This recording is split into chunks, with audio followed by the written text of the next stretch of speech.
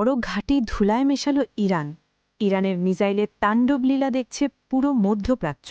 পুরো মধ্যপ্রাচ্য জুড়ে এখন পর্যন্ত ১২৫টি মিসাইল ছুড়েছে তেহরান। মধ্যপ্রাচ্যের ৪টি ঘাঁটিতে মার্কিন সামরিক স্থাপনাকে লক্ষ্য করে ধ্বংসযজ্ঞ চালিয়েছে তেহরান। এর মধ্যে সবচেয়ে গুরুত্বপূর্ণ বাহরাইনে মার্কিন পঞ্চম নৌবহরের সদর দপ্তর। এত গুরুত্বপূর্ণ স্থাপনা থাকা সত্ত্বেও ইরানি মিসাইল কোনোভাবেই আটকাতে পারল না দেশটি। হামলার পর প্রকাশিত ভিডিওতে দেখা গেছে দেশটির রাজধানী মানামায় বিকট শব্দে বিস্ফোরণের পর ধোঁয়া উঠছে উপরের দিকে। ইরান স্পষ্ট করে জানিয়েছে সেখানে আঘাত হেনেছে তাদের শক্তিশালী মিসাইলের ওপর।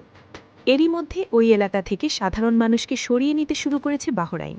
একই সময় কুয়েত এবং সংযুক্ত আরব আমিরাতেও বিস্ফোরণের শব্দ শোনা গেছে। এছাড়া কাতারের প্যাট্রিয়ট প্রতিরক্ষা ব্যবস্থা ইরানের একটি মিসাইল ঠেকিয়ে দিয়েছে বলে জানিয়েছে কাতার ভিত্তিক সংবাদ মাধ্যম আল জাজিরা।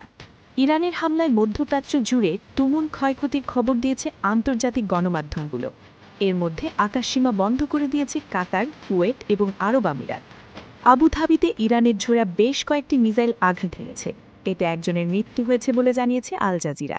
এই হামলাকে জাতীয় সার্বভৌম ও আন্তর্জাতিক আইনের চরম লঙ্ঘন বলছে আমিরাত। এমনকি এর জবাব দেওয়ার হুঁশিয়ারিও দিয়েছে দেশটি।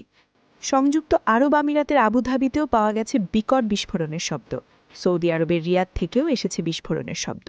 মধ্যপ্রাচ্যের মোট ৫টি ঘাঁটিতে এর মধ্যে আঘাত হেনেছে তেহরান। শনিবার সকালে ইরানে ইসরায়েলের আঘাতের পর ১ ঘণ্টাও সময় নেয়নি তেহরান। শত্রুর আগ্রাসনের জবাবে অধিকৃত ভূখণ্ডের দিকে প্রথম দফায় মিসাইল এবং ড্রোন হামলা শুরু করে তেহরান। প্রথম দফায় ইসরায়েলের আকাশসীমায় অন্তত ৩৫টি ব্যালিস্টিক মিসাইল ছুড়েছে ইরান।